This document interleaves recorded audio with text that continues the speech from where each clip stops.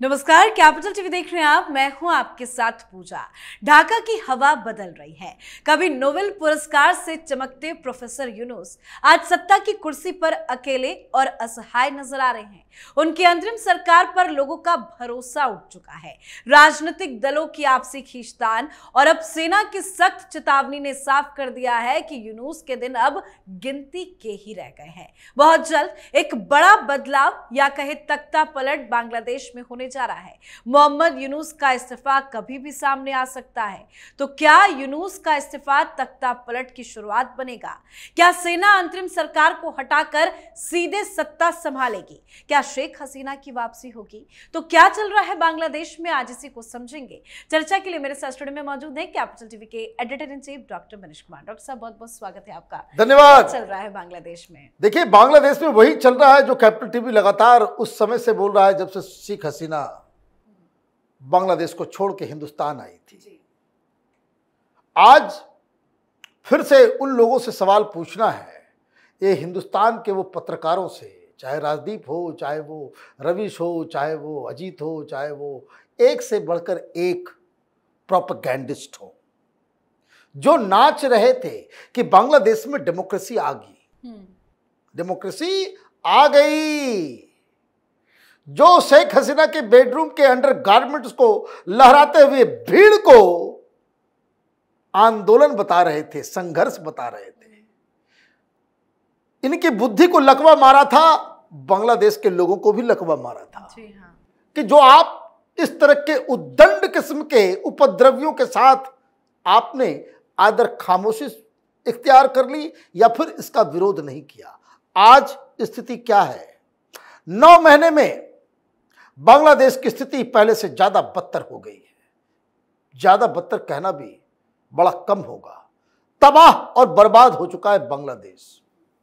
Economy, भाई economist को आपने बिठा दिया। सोचा क्या कि इकोनॉमिस्ट आपको बचा लेगा? अरे वो फ्रॉड आदमी है। क्लिंटन फाउंडेशन ने पैसे देकर के इसको नोबेल प्राइज दिलवाया था।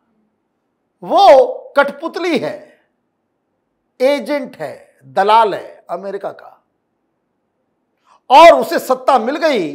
वो सारे वो काम करते चला गया जो बांग्लादेश को तबाही की ओर लेते चला गया।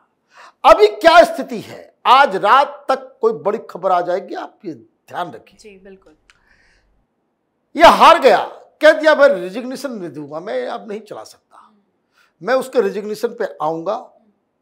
क्यों रिजिग्नेशन दे रहा है, क्या क्या और भी एक्सटर्नल और इंटरनल फैक्टर्स हैं, उसको भी समझेंगे। लेकिन स्पार्क क्यों हुआ? ये अचानक से ऐसी क्या स्थिति हो गई कि वो सवेरे सवेरे बोल रहा है कि भाई खबर आ गई सवेरे सवेरे कि हम अब कहां, हमसे नहीं हो पाएगा। उसकी सबसे बड़ी वजह है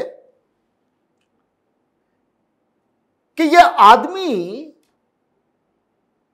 एक शार्प शूटर, विदेश से एक शार्प शूटर को हायर कर रहा है। किसको मारने के लिए? आर्मी चीफ को मारने के लिए। जी। Look at him. और यही आर्मी चीफ जो है वो जाकर के इनके घर में जाकर के बोल के आए कि तमाशा बंद करो, बहुत हो गया तुम्हारा खेल, अभी इलेक्शन अनाउंस करो, अभी इलेक्शन अनाउंस करो। दिसंबर तक में इलेक्शन होगा, दिसंबर में इलेक्शन होगा, दिसंबर के फर्स्ट वीक में इलेक्शन और नई सरकार। रिवर्स अगर आप काउंट कीजिए, रिवर्स काउंट कीजिए तो 2.5 महीने तो वो वहां पे चुनाव होगा ही। जी बिल्कुल। मतलब अक्टूबर से चुनाव की घोषणा हो जाएगी, वहां पे सरकार खत्म हो जाएगी, इलेक्शन कमीशन के पास सारा पावर आ जाएगा या आर्मी के पास आ जाएगा। और अगर आपने घोषणा नहीं की तो फिर तो आपको निकलना पड़ेगा यहां से। और मैं आपको बता दूं, शेख हसीना तो निकल आई, ये निकल भी नहीं आएगा। और जिस दिन ये बना था उस दिन का हमारा वीडियो आप देख लीजिएगा, ये निकल भी नहीं पाएगा। क्यों?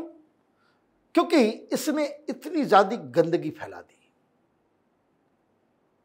यह आर्मी चीफ और यूनुस के बीच में लड़ाई किस बात की है, उसको पहले समझते हैं।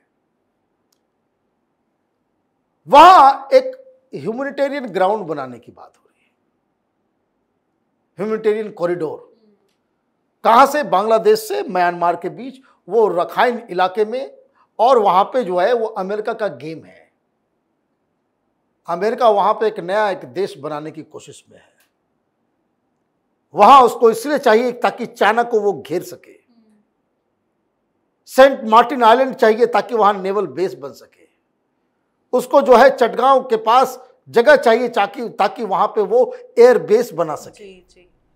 और उसके जरिए वो म्यांमार के ऊपर हमला करे, म्यांमार को कमजोर करे, वहां के जुंटा को खत्म करे जो चाइना के साथ है।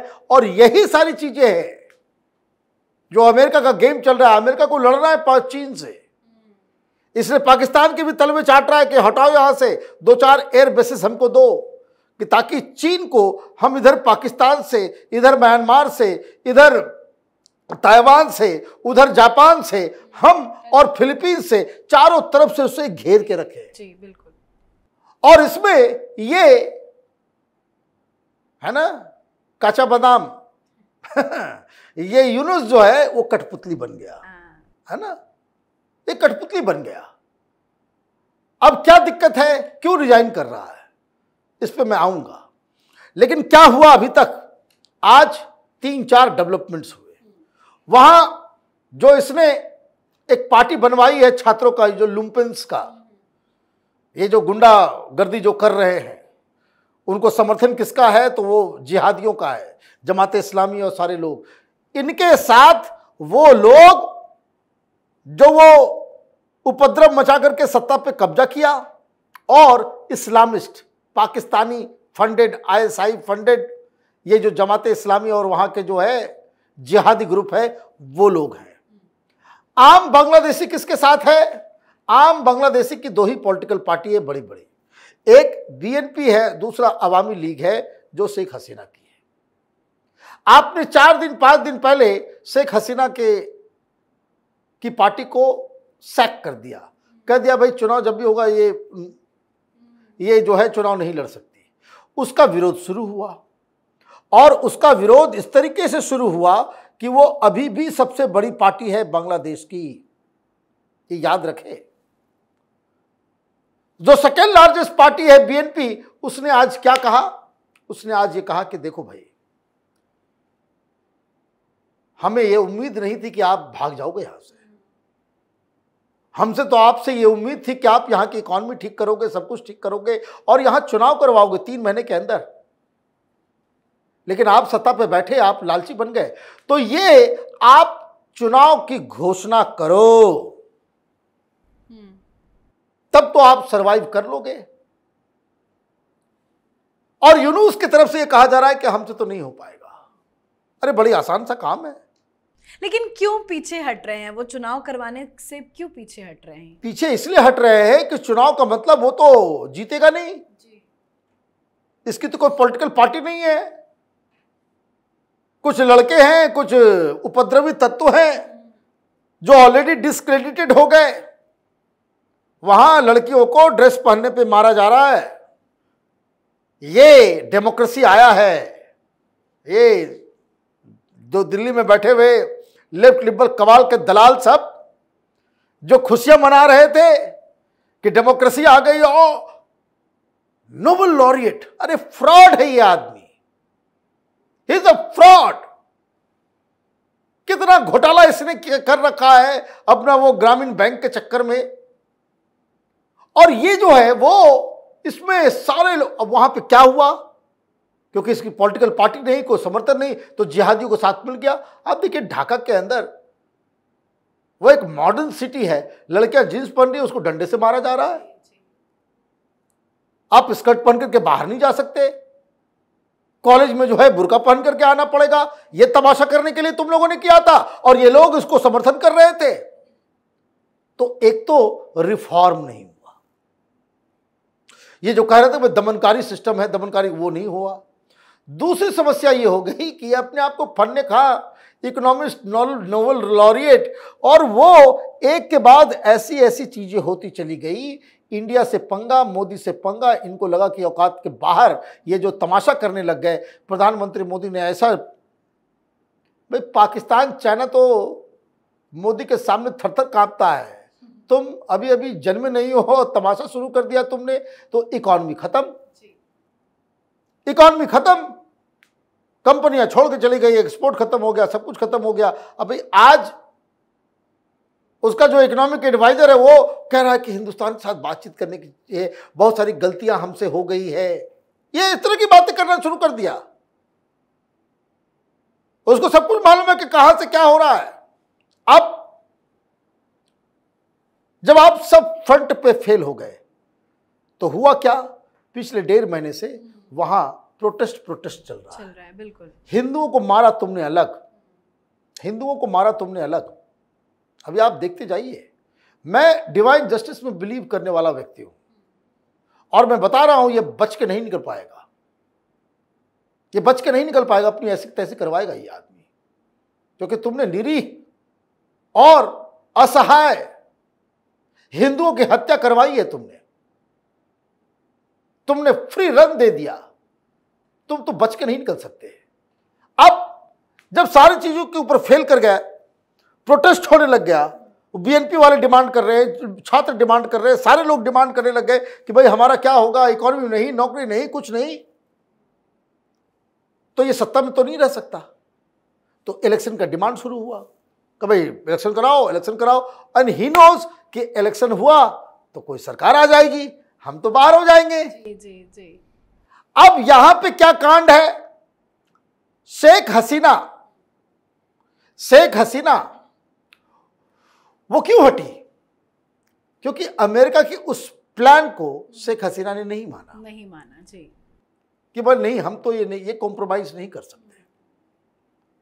और वही ह्यूमैनिटेरियन कॉरिडोर बनाने के नाम से आपने कॉम्प्रोमाइज किया।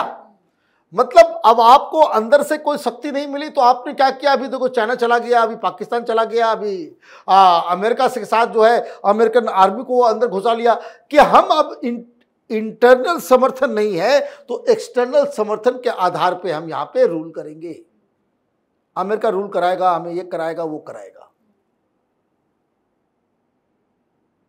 तो उन्होंने कहा ठीक है भाई, करवा देंगे, तो हमें कॉरिडोर दो, सेंट मार्टिन आइलैंड दो, हमारा जो प्लान था, जो हमने शेख हसीना को दिया था, उस पर काम करते हैं।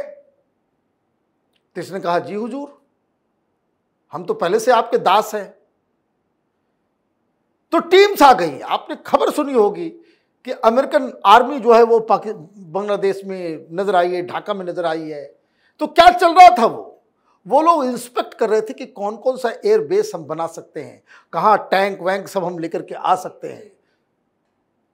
आर्मी नाराज हो गई, आर्मी नाराज हो गई। आर्मी चीफ ने कहा कि ना, ये तो नहीं होने देंगे। इसको मालूम नहीं है कि ये जो आर्मी चीफ है ये तो दरअसल शेख हसीना का सीक्रेट एजेंट है, रिश्तेदार भी है, सीक्रेट एजेंट है उसका। जब उसको हटाया गया था तो ये खबर भी आई थी कि उन आर्मी चीफ ने ये कहा था कि अभी माहौल खराब है, आप अभी निकल जाओ, इंडिया में रहना, और जब कभी भी स्थितियां यहां बदलेगी आप आ जाना। तो स्थितियां बदल रही है। वो बार बार ये भी कह रही हैं कि मैं लौटूंगी। अब तो वही भाई, इंडिया से पंगा लोगे, इंडिया से पंगा लोगे। अब हुआ क्या कि आपने ये कह दिया तो डिप्लोमेसी शुरू हुई। अमेरिकन डेलीगेशन जो है वो, इसने कहा कि भाई हमको अब डालो, तुमने प्रॉमिस किया था, तुमको हमने ये बना दिया, अब हम शुरू करते हैं। तो कहा भाई आर्मी चीफ नहीं मान रहा। बोले वो हमारा काम नहीं है। बोला आप भी एक बार कोशिश कर लो। तो 4 अमेरिकन डेलीगेट्स वो आर्मी चीफ से मिलते हैं। कब? संडे को, पिछले संडे को। तो उन्होंने मना कर दिया कि नहीं, हम इस प्लान पे एग्री नहीं करेंगे। अब इस प्लान पे एग्री नहीं करेंगे तो अमेरिकन वापस आ गए जी। तो अमेरिकन ने साफ साफ कहा कि भाई ये तो तुम्हारा हेडेक है, तुमको मैंने कहा कि भाई तुम यहां पे सत्ता चलाओ, तुम नहीं चला सकते तो फिर तो दिक्कत है, फिर तो दिक्कत है। और आर्मी को संभालना तुम्हारा काम है, you will have to deliver. तुम जब डिलीवर नहीं करोगे तो तुम यहां क्यों बैठे रहोगे, फिर तुम यहां क्यों बैठे रहोगे। चाइना भी आउट हो गया, पाकिस्तान भी आउट हो गया और आर्मी इन हो गई, शेख हसीना इन हो गई। तो आप ये समझिए कि तो देश की सॉवरेनिटी को बेचने के लिए तैयार है जी। क्यों है ऐसा? ऐसा इसलिए है कि ये फ्रेंच सिटीजनशिप भी ले रखा है, घर उसका वहां तैयार है। आज दिन में चार्टर्ड प्लेन एक आया हुआ ढाका के अंदर, बताया जा रहा है कि उसी से वो पेरिस निकलेगा, नहीं जा पाएगा। कारण क्या है कि लोग अब जो है, अब इसके साथ कौन लोग खड़े हैं, इनके समर्थन में कोई धरना प्रदर्शन छोटा मोटा हो रहा है और आर्मी ने कहा है कि अब हम सारी चीजों को अब तय करेंगे। आर्मी ने बहुत ही प्रिंसिपल्ड स्टैंड लिया है, बोले भाई आप इतने बड़े बड़े डिसीजन ले रहे हो, आप होते कौन हो डिसीजन लेने वाले? Are you an elected leader? क्या ये इलेक्टेड सरकार है? एक जुंटा तैयार हो गया, एक टेम्पररी सिस्टम लगाया गया था कि यहाँ पे 3 महीने के अंदर चुनाव होगा। ये 9 महीने हो गए, अभी तक कोई चुनाव की कोई घोषणा नहीं, कोई दूर दूर तक कोई सिस्टम नहीं। और सबसे बड़ी चीज कि इस दौरान ये तथाकथित ये जो डेमोक्रेसी लाने वाले सब जो लोग थे, इन लोगों ने भ्रष्टाचार गंदगी का मैंने ऐसा खेल खेला है कि बांग्लादेश की जनता इन लोगों को छोड़ने वाली नहीं है जी। तो जो शुरू से हम लोग कहते आ रहे थे कि सरकार ज्यादा दिन तक चलेगी नहीं, इसका अंत आ गया है। चूंकि यूनुस कुछ डिलीवर नहीं कर सकता, on all accounts he has failed, तो इसके पास भागने के अलावा कोई रास्ता नहीं है। लेकिन सवाल बस इतना ही है, ये सरकार तो वहां गई, शेख हसीना वापसी होगी। सवाल बहुत ही सिंपल है कि ये जो चट्टे बट्टे यूनुस के और यूनुस ये सेफली बांग्लादेश से बाहर निकल पाएंगे या वहीं पकड़े जाएंगे। बिल्कुल सर, बहुत बहुत धन्यवाद समझाने के लिए। धन्यवाद। तो बांग्लादेश की अंतरिम सरकार के प्रमुख प्रोफेसर मोहम्मद यूनुस इस्तीफा देने पर विचार कर रहे हैं, क्योंकि राजनीतिक दलों के बीच सहमति नहीं बन पाने के कारण उन्हें काम करना मुश्किल लग रहा है। वो कह रहे हैं कि मैं दबाव महसूस कर रहा हूं, पर ये सब सिर्फ बातें हैं। अंदर खाने काफी बड़ा खेल चल रहा है। जो खेल यूनुस खेलना चाह रहे थे उसमें वो पूरी तरह से फेल हो गए हैं और जल्द अब बांग्लादेश में बड़ा बदलाव होगा। तो आपकी क्या कुछ राय है, कमेंट करके लिखिएगा। देखते रहिए कैपिटल टीवी। नमस्कार।